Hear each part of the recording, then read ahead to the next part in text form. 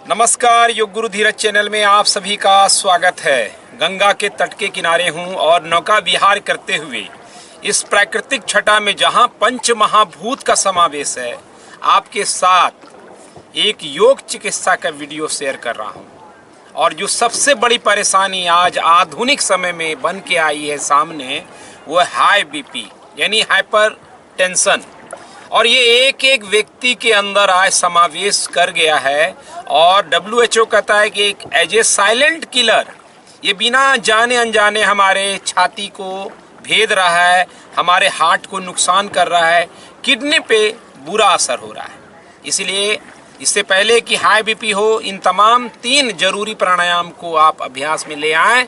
साथ ही साथ जिनको हाई बीपी है वो निश्चित तौर पर इन तीनों प्राणायाम का ज़्यादा से ज़्यादा अभ्यास करना शुरू कर दें। सबसे पहले नाड़ी शोधन प्राणायाम कर रहे हैं। मैं यहाँ पे एक आवृत्ति आपको बता रहा हूँ, लेकिन आपको अपने अभ्यास में ज़्यादा से ज़्यादा इसको करना है। नाड़ी शोधन या अनुलोम विलोम कर तो बहुत लोग रहे हैं, लेकिन अशुद्धियों के कारण उनको रिजल्ट नहीं आता। और मैसेज मुझे आता है कि मैं तो कई सालों से कर रहा हूँ लेकिन रिजल्ट नहीं है। सही पद्धति यही वशिष्ठ योग आश्रम का अभियान है। तो समझेंगे, किसी भी कंफर्ट पोजीशन में बैठें, स्पाइन को सीधी रखें, एक हाथ में ज्ञान मुद्रा रखें, दूसरे में विष्णु मुद्रा, इंडेक्स मिडिल फिंगर को फोल्ड करके, ताकि आप आराम से दोनों नासिका को बंद कर सकें। जैसे दाहिने अंगूठे से दाहिना नासिका और बाकी उंगलियों से बायां नासिका बंद रहे। इस फिंगर को फोल्ड करने से ये आपको गैर जरूरी डिस्कम्फर्ट नहीं देगा। कई लोग एल्बो को ऐसे रखते हैं, उसका कोई मायने नहीं है। आप कंफर्ट में रहें। कई लोग सांस लेते हैं हल्का, पहले गलतियों को बता रहा हूँ, तुरंत बंद करते हैं, छोड़ते हैं, फिर खींचते हैं, फिर बंद करते हैं, फिर छोड़ते हैं। ये गलत तरीका है, क्योंकि प्राणायाम का अर्थ है कि हम प्राण को कैसे विस्तार दें। अगर प्राण का विस्तार नहीं हुआ, यानी 3-4 सेकंड सांस लेते हैं, उसको 6 सेकंड, 10 सेकंड, 20 सेकंड, 40 सेकंड नहीं कर सके, तो प्राणायाम का मतलब ही क्या है। एक बार देखेंगे नाड़ी शोधन, पीछे से निर्देशन भी आपको प्राप्त होगा। देखें, पहले राइट नॉस्ट्रिल को बंद करें, बाएं नासिका से श्वास लेने की शुरुआत करें। इनहेल, लेफ्ट 1 2 3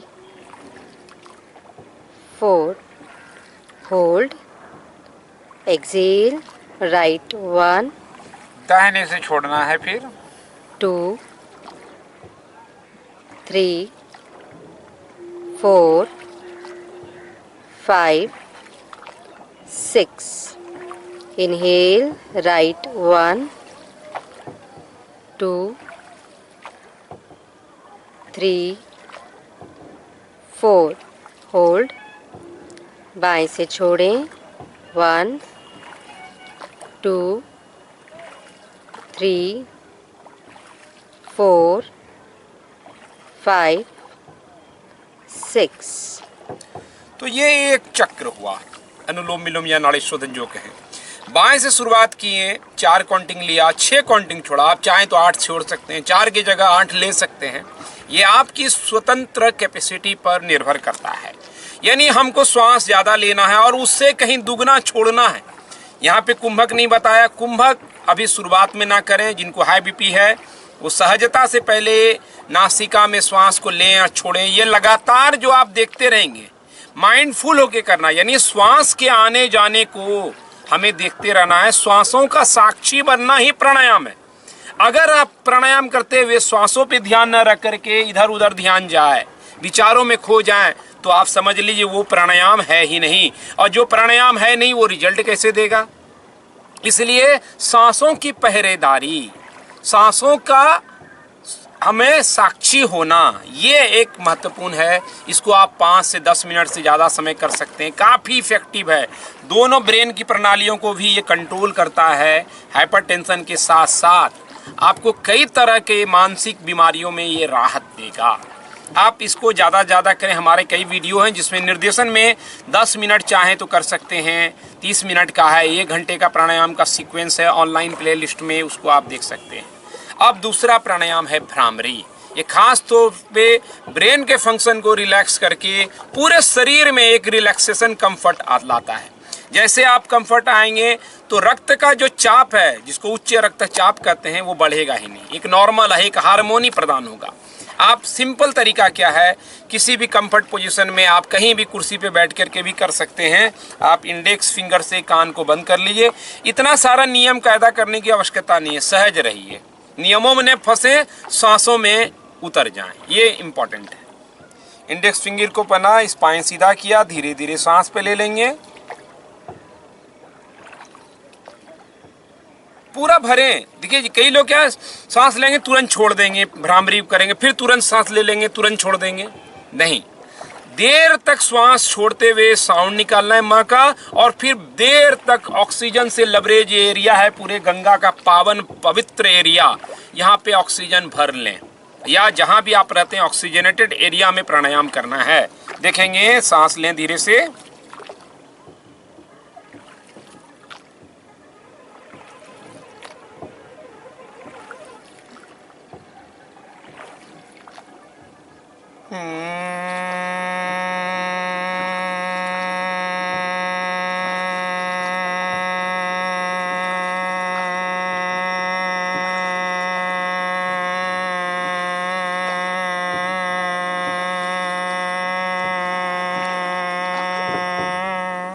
फिर धीरे से सांस लें।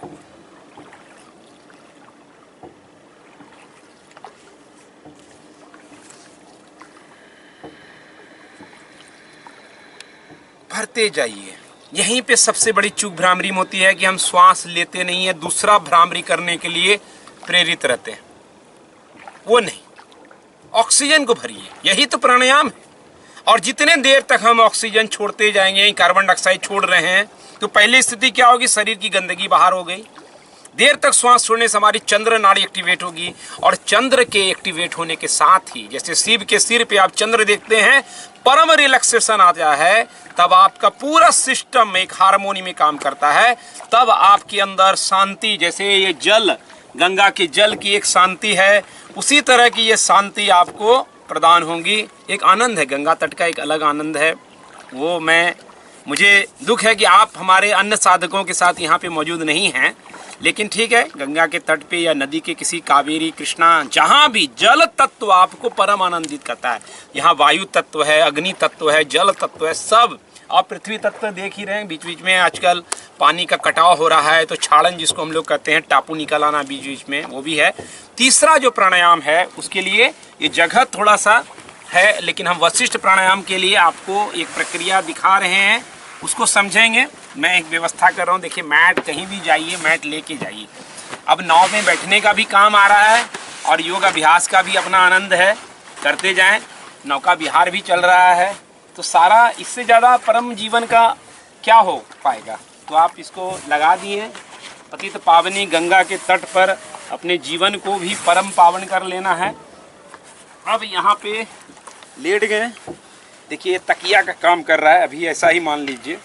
अब वशिष्ठ प्राणायाम में आप जानते हैं कि कोरोना काल में कितना इम्पैक्टफुल रहा। दोनों पाँव को नीचे से बेंड करके लेट जाना है, एकदम से कंफर्ट में, एकदम से। आपको लग रहा है कि तकिए की एक पतली सी ज़रूरत है, आप भी ले सकते हैं। मैंने लिया नहीं, संजोग से नाभिक भाई का ऐसा है नाव कि सपोर्ट दे दिया।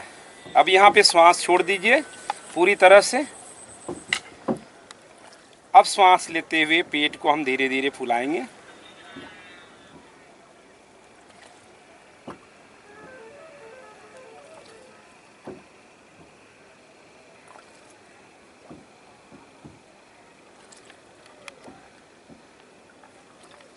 पूरा फूल जाए पेट, उसके बाद श्वास धीरे धीरे छोड़िए।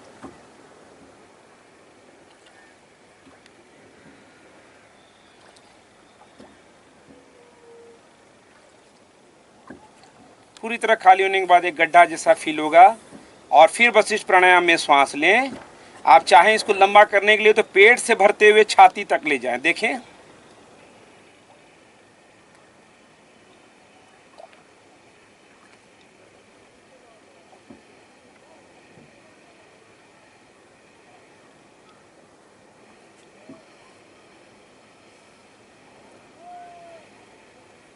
तो लंबा सांस होगा, और छोड़ते हुए भ्रामरी जोड़ सकते हैं।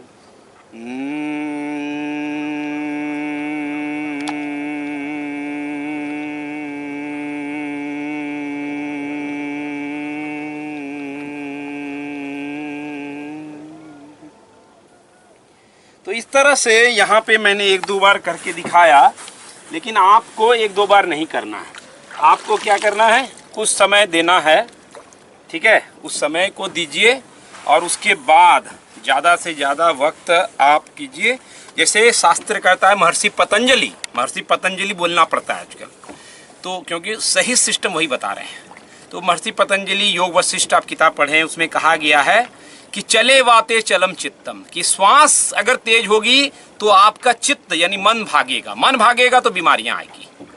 श्वास को रिलैक्स करना, इसलिए आजकल जो कपालभाति भस्त्रिका बताया जा रही है प्राणायाम है नहीं, तो उससे सावधान रहिएगा।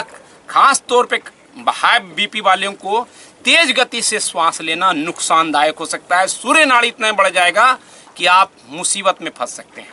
उससे आप रहिए एकदम पतित पावनी गंगा की तरह, एकदम धीरे धीरे धीरे धीरे चलिए। सागर बनने की आवश्यकता नहीं है, वहाँ पे ना तो मिठास है ना एक आनंद है। तो इसीलिए आराम से सहज भाव में आप इन तीनों प्राणायाम को कीजिए, आप स्वस्थ निर्मल रहेंगे। प्राकृतिक क्षेत्र में जाइए, लोगों से मिलिए, सहज रहिए, ज़्यादा तनाव मत लीजिए जीवन में, क्योंकि एक दिन आए हैं, एक दिन जाना है। छोटा सा बसेरा है, इस बसेरे में ये जो अनंत विस्तार जीवन का है इसको समझिए और थोड़े में गुजारा कीजिए और संतुष्ट रहिए। आनंद लीजिए गंगा का, गंगा की तरह पतित पावनी हो आपका जीवन, ऐसी शुभकामनाएं। अंत में नाविक भाई जिन्होंने इस यात्रा को सुगम बनाया।